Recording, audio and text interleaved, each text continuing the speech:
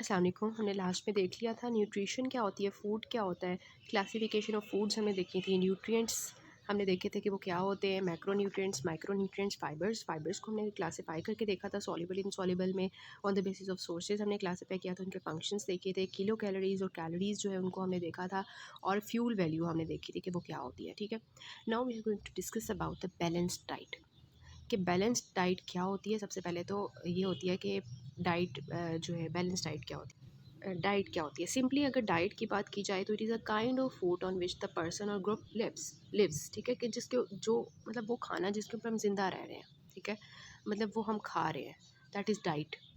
कि हम कार्ब्स ले रहे हैं, हम प्रोटीन्स ले रहे हैं, हम फैट्स ले रहे हैं, वो kind of food is actually on which we are living upon, that is diet.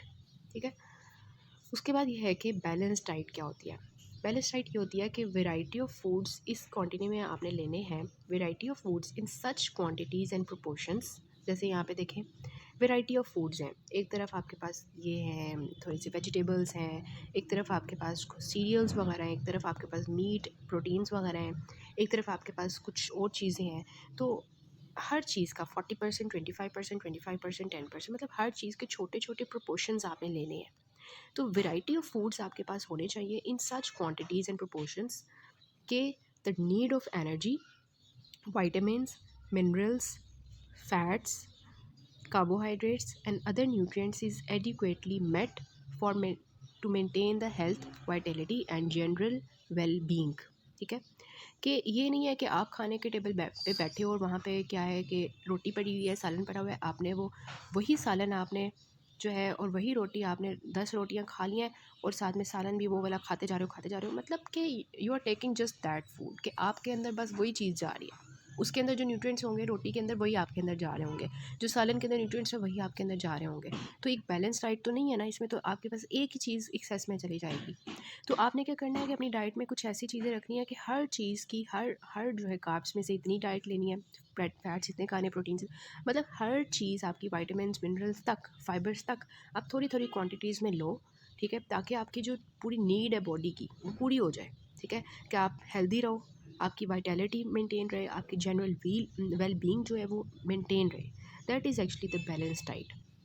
To variety of foods in such quantities and proportions that the need of energy, vitamins, minerals, fats, carbs, that and other nutrients is adequately met to maintain the health, to maintain for maintaining the health, vitality and general well-being. This is actually the balanced diet. This definition is important and you have to learn it.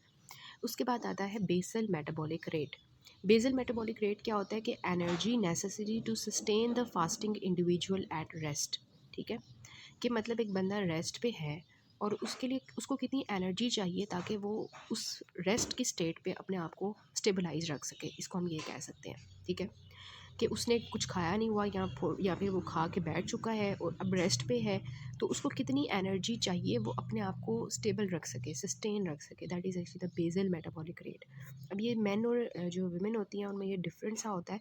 जो main होते हैं उनके पर square meter body surface, मतलब अगर ये man की एक बॉडी और ये उसका जो है स्क्वायर मीटर बॉडी सरफेस है, तो इस square of meter body surface ने 1 घंटे के अंदर 40 कैलोरीज जो है ना उसको चाहिए कि वो अपने आप को सस्टेन रखे। ठीक है, 1 स्क्वायर मीटर बॉडी सरफेस को ऑफ द मैन 1 घंटे में 40 कैलोरीज जो है एनर्जी चाहिए to sustain himself on himself at rest.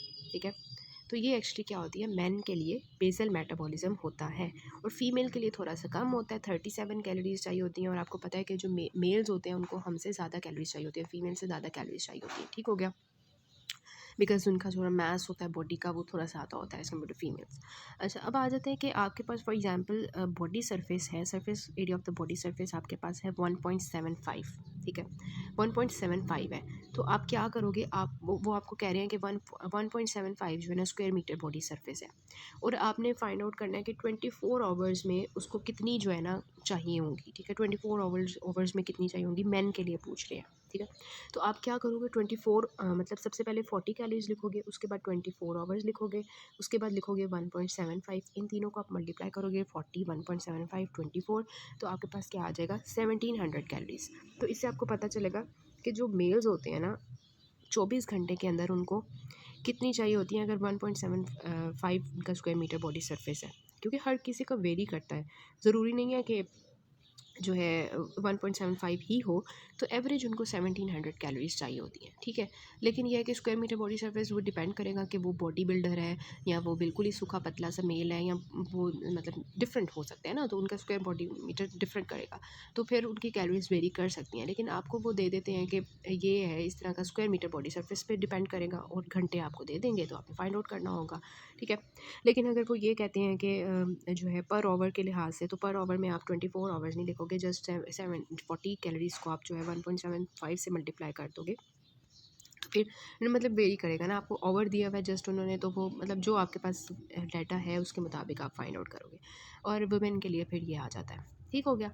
उसके बाद ना आपके जो बुक में लिखी हुई है ना कैलोरिक रिक्वायरमेंट्स, वो एक्चुअली ना खुद ही याद करने वाली हैं, और वो मेरे हाल से यहाँ पे एक्सेल में उनकी एग्जैक्ट अमाउंट भी नहीं लिखी हुई, थोड़ी सी ना वेरिएबल लिखे हुए हैं जो कि आपने उधर से नहीं याद करने, पार्क से याद करने हैं। तो अगर एंड पे टाइम बचा तो मैं उनको एक दफ़ा गो थ्रू करवा दूँगी, अदरवाइज़ वो खुद ही याद करने वाली कैलोरीज़ हैं, ठीक है। उसके बाद आती हैं एंटी न्यूट्रिएंट्स। अब हम खाना तो ले रहे होते हैं, लेकिन हमें पता ही नहीं होता कि कुछ ऐसे फूड्स होते हैं जो हम खाते हैं और वो हमारी जो न्यूट्रिएंट्स होते हैं उनको ख़त्म कर रहे होते हैं, ठीक है। जैसे जो है फॉर एग्ज़ाम्पल मतलब मुझे भी आदत है, मैं खाने के साथ सुबह नाश्ते में चाय के साथ खाना खाती हूँ, ठीक है। अब चाय के साथ मैं खाना खा रही हूँ, तो वो क्या करेंगे, जो मैं खाना खा रही हूँ ना उसको, वो उसके लिए एंटी न्यूट्रिएंट्स एक्ट करेंगे, मतलब वो मुझे एनर्जी जो मुझे मिल रही होगी वो उसे नहीं दे रहे होंगे, ठीक है, मतलब उसे खींच लेंगे एक किस्म की। तो चाय के साथ ब्रेकफास्ट करना is not good, is not healthy, लेकिन वो ये है कि खाया नहीं जाता उसके बाद, तो क्या करें ना। तो ये होता है कि टेनेंस, जैसे आपकी बुक में लिखा हुआ है टेनेंस है, और फाइटेट्स है, होल मील ब्रेड है, स्पिनच हो गई, ये हो गया वो हो गया। अब ये क्या करते हैं कि रॉ स्टेट में अगर लिए जाएँ, मतलब रॉ स्टेट में, मतलब कि खाली खाली लिए जाएँ, ठीक है। तो ये क्या होते हैं, एंटी न्यूट्रिएंट फैक्टर्स होते हैं जो एडवर्सली अफेक्ट करते हैं अवेलेबिलिटी ऑफ सब न्यूट्रिएंट्स इन द बॉडी, कि आपने जो आपकी बॉडी को न्यूट्रिएंट्स ऑलरेडी अवेलेबल है उनको खींच लेते हैं, ठीक है। तो ये है कि अगर इनको हम हीट में पकाएं ना, तो इनकी जो ये चीज़ें होती हैं ना, ये डिस्ट्रॉय हो जाती हैं। उन्होंने लिखा हुआ है, चलो ये तो अच्छी बात है फिर, ठीक है। उसके बाद है कि factors affecting the nutritional needs, this is very important UQ. तो ये यूक्यू आपने याद कर लेना, बहुत ईजी है कि कौन से फैक्टर्स होते हैं जो हमारी न्यूट्रिशनल नीड्स को अफेक्ट कर रहे होते हैं। ये आपको खुद भी पता है कि एज मैटर करती है, ठीक है। कि जैसे ये बढ़ती जा रही है, अब आप खुद सोचें कि जो एक छोटा बच्चा है, ठीक है, और एक बूढ़ी मामा है, बूढ़ी अम्मा है, और एक दरमियान वाली यंग एज के लोग हैं, तो किस एज में ज़्यादा फूड चाहिए होता है? यंगर एज में चाहिए होता है ना, यंगर एज में हमें चाहिए होता है ज़्यादा फूड।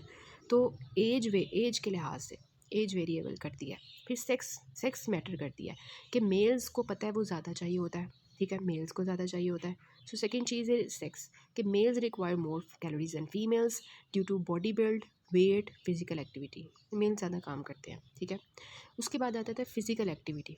फ़िज़िकल एक्टिविटी में जैसे आपको ये मज़दूर नज़र आ रहा है, तो मज़दूर को ज़्यादा कैलोरीज़ चाहिए होंगी, या वो जो ऑफ़िस में पूरा दिन बैठ के काम करता रहता है उसको ज़्यादा चाहिए होंगी? ऑब्वियसली जो ये लेबरर होगा उसको ज़्यादा चाहिए होंगी, ठीक है। इसके अलावा जो है अगर आप सोचें फिज़ियोलॉजिकल फैक्टर्स, तो फिज़ियोलॉजिकल फैक्टर्स में यही फ़ीमेल्स को कंसिडर कर लें। अब जो फीमेल है जो कि एक्चुअली प्रेगनेंसी में है या लैक्टेशन में है या मेंस्ट्रुएशन के दौरान, उसको क्या चाहिए होता है, आयरन ज़्यादा चाहिए होता है। आयरन, ये नहीं है कि मेंस्ट्रुएशन हुई है तो मुझे ज़्यादा कैलोरीज चाहिए, नहीं, कैलोरीज की बात नहीं कर रहे, वो आयरन की बात करें कि आयरन आयरन आपको लेना है during menstruation, during pregnancy lactation में ओवरऑल कैलोरीज भी वेरी कर जाती हैं, ये तो पता है हमें। तो ये है कि फिजियोलॉजिकल फैक्टर्स भी डिपेंड करते हैं। फिर आता है क्लाइमेट, जैसे कि आजकल सर्दियां हैं और सर्दियों में कितनी भूख लगती है, थोड़ी थोड़ी देर बाद भूख लग जाती है। तो उसमें ये होता है कि आपकी एक्चुअली जो बेसल मेटाबॉलिज्म रेट होता है ना, वो थोड़ा ज़्यादा हुआ होता है बॉडी का, उसकी वजह से वो अंदर बॉडी में हीट ज़्यादा प्रोड्यूस हो रही होती है, जैसे एनर्जी ज़्यादा बर्न होती है, मतलब फूड ज़्यादा हमारा बर्न होता है, ठीक है। तो इसकी वजह से कोल्ड क्लाइमेट में ज़्यादा चाहिए होता है। और स्टेट ऑफ हेल्थ, ठीक है, कि आपका हेल्थ स्टेटस क्या है। अगर एक बहुत एक्सीलेंट वाला हेल्थ स्टेटस है तो उसमें आपको कैलोरीज कम चाहिए होंगी, एवरेज होगा तो थोड़ी सी ज़्यादा चाहिए। पुअर हेल्थ स्टेटस है, जो बिल्कुल ही मतलब पतला सूखा सा बंदा है, उसको ज़्यादा कैलोरीज चाहिए होंगी। तो वेरिएबल्स आर देयर, कि हर एक की डिफरेंट होती है न्यूट्रिशनल डिमांड्स। तो कौन से फैक्टर्स होते हैं जो न्यूट्रिशनल नीड्स को अफेक्ट करते हैं? These are your age, your sex, your physical activity, your physiological factors, your health status, your climate, etcetera, ठीक हो क्या। उसके बाद आता है factors affecting the food habits, के फूड हैबिट्स को कौन अफेक्ट करता है, ठीक है। एक बच्चा पैदा हुआ बहुत ही वेल बीइंग फैमिली में, ठीक है, और दूसरा बच्चा पैदा हुआ बिल्कुल ही मतलब पुअर फैमिली में, ठीक है। अब उसके क्या वेरिएबल्स होंगे, उसकी फूड हैबिट्स कैसी होंगी, उसके पास अवेलेबिलिटी होगी फ्रूट्स वेजिटेबल्स की, उसके पास अंडे होंगे, उसके पास इतने महंगे अंडे हो जाएंगे, वो कहाँ से खाएगा, इतने महंगे फूड वेजिटेबल्स होंगे वो कहाँ से खाएगा, और बर्गर्स पिज़्ज़ास खाएगा नहीं खाएगा।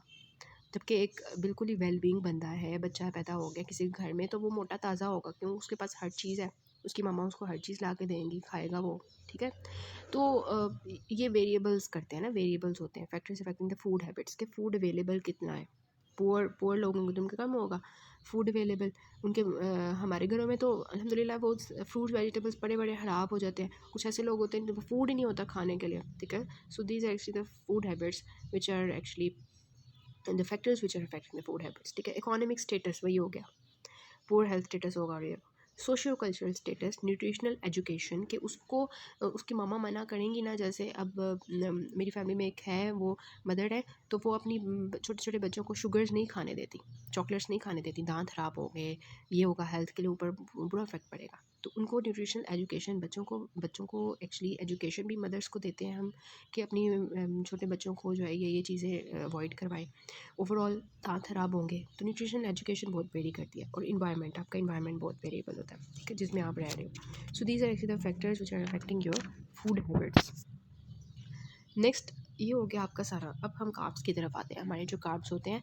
अब ये कार्ब्स जो है सबसे ऊपर टॉप पे आपको नज़र आ रहा होगा 300 मिलीग्राम्स पर डे, ठीक है। अब आपको जो प्रोटीन, सॉरी पीछे हमने कौन से पढ़े हैं, फाइबर्स कितने चाहिए थे, 40 ग्राम्स, ठीक है। एक दिन में आपको 40 ग्राम्स जो थे पर 2000 calories in adults daily requirements थी, वो ग्राम्स थी, ठीक है। यहाँ पे आ जाते हैं आपके कार्ब्स आपको कितने चाहिए होते हैं, 300 मिलीग्राम्स पर डे, ठीक है। ये आप यहाँ लिखे हुए हैं 300 मिलीग्राम्स जो है हो मैं क्या, हाँ ये कि 300 मिलीग्राम्स पर डे, ठीक हो गया। अब टाइप्स ऑफ कार्ब्स क्या होते हैं, जैसे मैंने आपको बताया, स्टार्चेज हो सकती हैं, शुगर्स हो सकती हैं, फाइबर्स हो सकती हैं। फाइबर्स में हमने पीछे डिस्कस कर लिया है कि फाइबर्स आपके जो हैं कौन से होते हैं, सेलुलोज, जो नॉन स्टार्च कार्बोहाइड्रेट्स होते हैं, ठीक है। फाइबर्स हमने पीछे डिस्कस कर लिए हैं, और उसमें हमने वेजिटेबल्स देखे थे, फ्रूट्स देखे थे, और सीरियल्स देखे थे, ठीक हो गया। अब यहाँ पे जो है आ जाते हैं स्टार्चेस की फॉर्म में, सीरियल्स हो सकते हैं, रूट्स हो सकती हैं, ट्यूबर्स हो सकते हैं। शुगर में आपको पता है ग्लूकोज, फ्रक्टोज, गैलेक्टोज। फाइबर्स में क्या है, सेलुलोज, जिससे, ठीक है, ये सारे आ जाएंगे आपके फाइबर्स में, ठीक हो गया। तो ये 3 तरह के कार्ब्स होते हैं हमारे पास, और इनके अंदर क्या होता है, कार्बोहाइड्रेट, ऑक्सीजन और हाइड्रोजन होती है। अब जो है कि ये हमें क्या प्रोवाइड करते हैं, एनर्जी प्रोवाइड करते हैं, ठीक है। ये हमें एनर्जी प्रोवाइड करते हैं कार्ब्स। कितनी एनर्जी प्रोवाइड करते हैं, पीछे हमने देखा था 4 कैलोरीज पर ग्राम, ठीक है। ये हमारी फ़ैट्स को ऑक्सीडाइज करने में हेल्पफुल होते हैं, और ये अमाइनो एसिड्स जो है ना, उनकी एक्चुअली हमें सिंथेसिस में हेल्प करते हैं। तो कार्ब्स ये नहीं है कि आपने कार्ब्स छोड़ देने हैं, कार्ब्स आपको एनर्जी देते हैं, कार्ब्स आपकी फ़ैट्स को ऑक्सीडाइज करने में हेल्पफुल होते हैं, कार्ब्स आपके अमाइनो एसिड्स जो हैं उनकी सिंथेसिस में टेक पार्ट करते हैं। मतलब एज अ होल आपके दूसरी जो प्रोटीन्स एंड फैट्स हैं उनकी चीज़ों को अफेक्ट कर रहे हैं, ठीक है। उसके बाद आती हैं प्रोटीन्स, ठीक है। प्रोटीन्स जो होती हैं, ये पहले आ गया इसका, ये प्रोटीन्स का पहले वाला है कि प्रोटीन्स किस फॉर्म में आपकी, क्या फंक्शंस क्या होते हैं प्रोटीन्स के, आपकी बॉडी में एंटीबॉडीज़ बनाते हैं, आपको क्या देते हैं, बॉडी बिल्डिंग में टेक पार्ट करते हैं प्रोटीन्स, ठीक है। फिर प्रोटीन्स जो होती हैं वो आपकी क्या होती हैं, एनिमल प्रोटीन्स होती हैं, प्लांट प्रोटीन्स होती हैं, एनिमल वर्सेस प्लांट प्रोटीन्स, ठीक है, ये होती हैं। अब प्रोटीन्स का ये जो लिखा हुआ है 50 to 60 ग्राम्स पर डे, ठीक है। अब फैट्स का कितना था, 40 ग्राम्स पर डे था। कार्ब्स का कितना था, 300 मिलीग्राम्स पर डे रिक्वायरमेंट्स होती हैं, और ये क्या है, 50 to 60 grams per day requirements होती हैं इसकी, ठीक है। अब एनिमल प्रोटीन्स होती हैं, प्लांट प्रोटीन्स होती हैं। एनिमल प्रोटीन्स को हम फर्स्ट क्लास प्रोटीन्स कहते हैं, और जो प्लांट प्रोटीन्स होती हैं उनको हम सेकेंड क्लास प्रोटीन्स कहते हैं, ठीक है। और एनिमल प्रोटीन्स जो हैं इनको हम फर्स्ट क्लास प्रोटीन्स क्यों कहते हैं, टाइप्स ऑफ प्रोटीन्स है ना, तो फर्स्ट क्लास क्यों कहते हैं, क्योंकि इसमें जितने भी अमाइनो एसिड्स हमें एसेंशियल अमाइनो एसिड्स होते हैं ना, वो हमें मिल जाते हैं, ठीक है।